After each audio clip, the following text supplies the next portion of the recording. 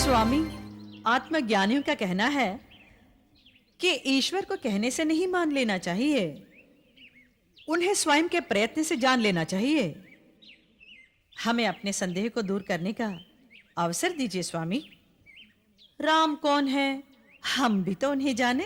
हे प्रिय, हमारे वचनों पर विश्वास रखो, अन्यथा ये उदासीन विरक्त शिव एक विरही राम के दर्शन के लिए व्यर्थ वन में नहीं आता।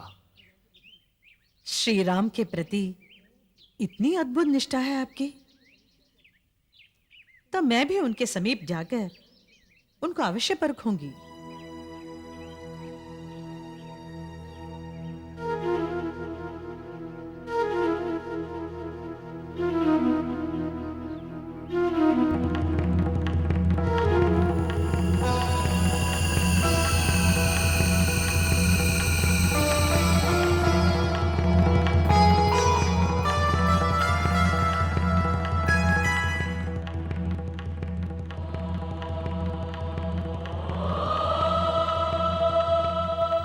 स्वामी,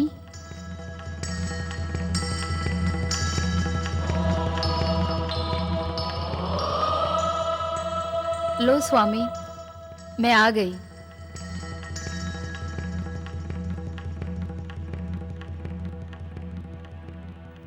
हे माता सती,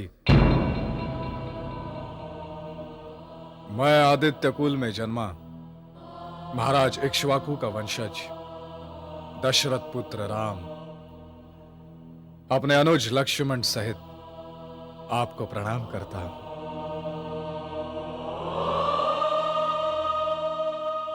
हे माते, आप इस समय यहां भगवान शिव से रहित होकर क्यों आई हैं?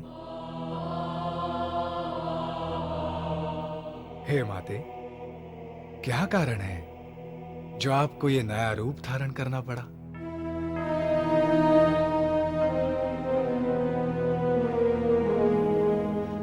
हे माते, आप किस प्रयोजन से यहां आई हैं? माते, कृपया हमें आज्ञा दें, हम दोनों भ्राता आपकी क्या सेवा करें, आपका क्या प्रिय करें? हे माते, आपका सम्मुख आगमन हमारे लिए शुभ शगुन है। आपने सीता का रूप धारण कर प्रतीक रूप से हमें संदेश दिया है कि आपके आशीर्वाद से हमें हमारी सीता अवश्य प्राप्त होगी।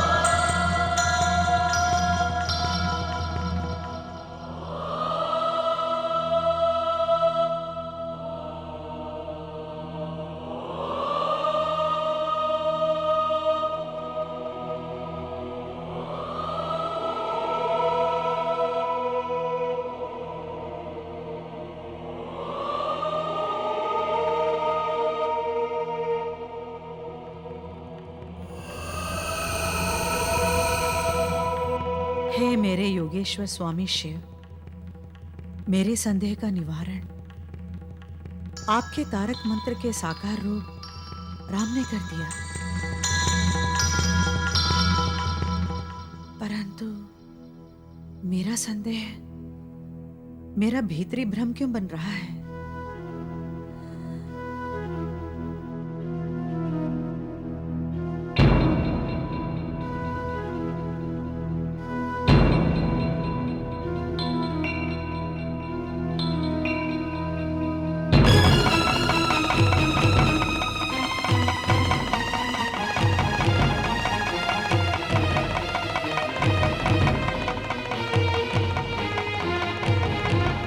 क्या हुआ? सती इतनी अधीर होकर क्यों आ रही है? सती की मानसिक व्यथा का क्या कारण है?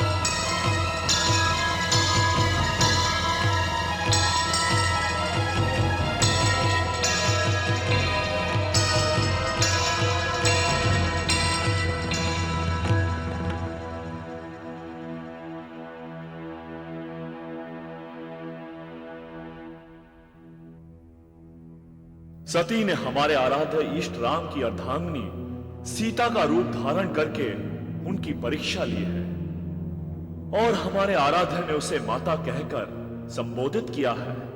यह अच्छा नहीं हुआ। अब सती हमारे लिए भी पूजनीय हो गई है, इसलिए पत्नी रूप में उसे स्वीकार करना उनका मानसिक त्याग आवश्यक है। हे महाशिव, हे विश्वनाथ, इस त्रिभुवन में आपके जैसा कोई योगेश्वर नहीं जो ऐसी महान प्रतिज्ञा कर सके। आप धन्य हैं। हे देवों के देव महादेव, आपकी जितनी वंदना की जाए उतनी कम है। आप महान हैं। हे प्राणनाथ, ये रहस्यमय आकाशवाणी क्यों हुई? सच सच कहिए, आपने ऐसी कौन सी महान प्रतिज्ञा कह डाली जिसका मुझे ज्ञान नहीं?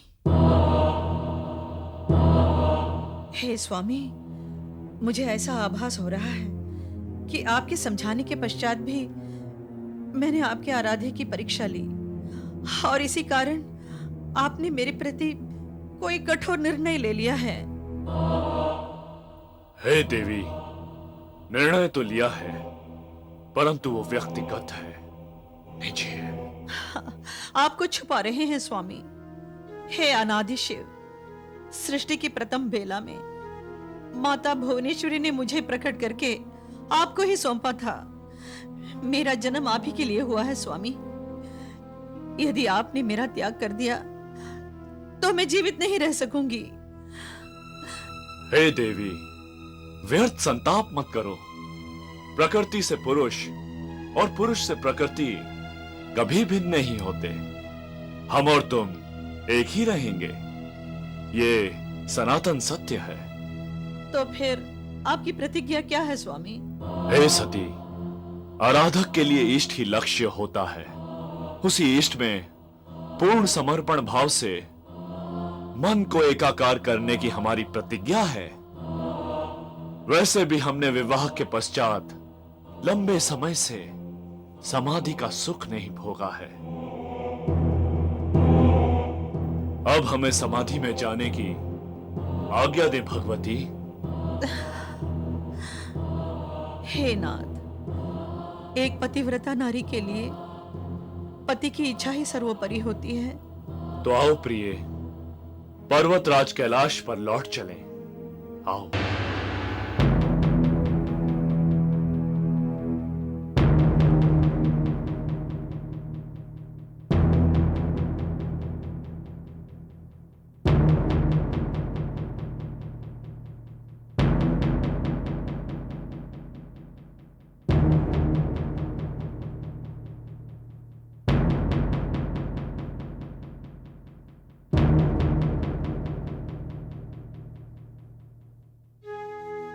हे प्रिय, समाधि का आनंद भोगे हमें बहुत समय बीत गया है।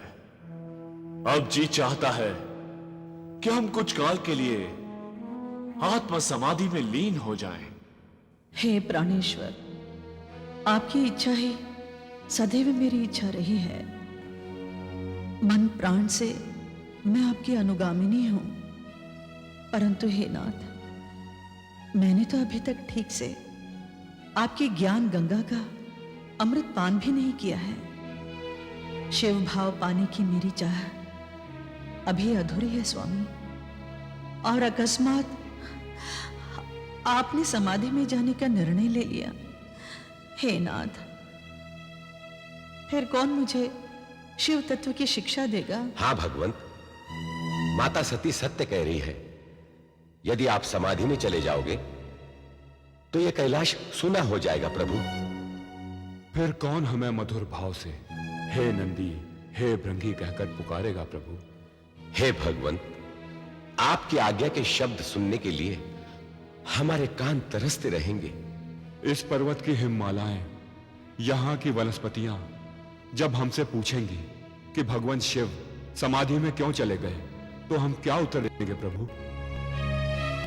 हे प्रिय रुद्रगणों, तुम तो जानते हो समाधि ही हमारा सहज स्वभाव है। अतः हमारे समाधि में जाने से आप लोगों को व्याकुल होने की क्या आवश्यकता है? स्मरण रहे, समाधि में लीन होकर भी हम आप सबके निकट ही रहेंगे।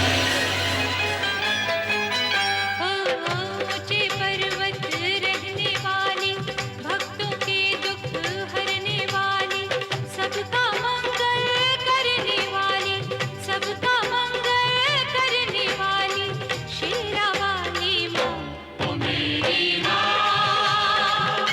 ओ मेरी माँ, ओ मेरी माँ, ओ मेरी माँ।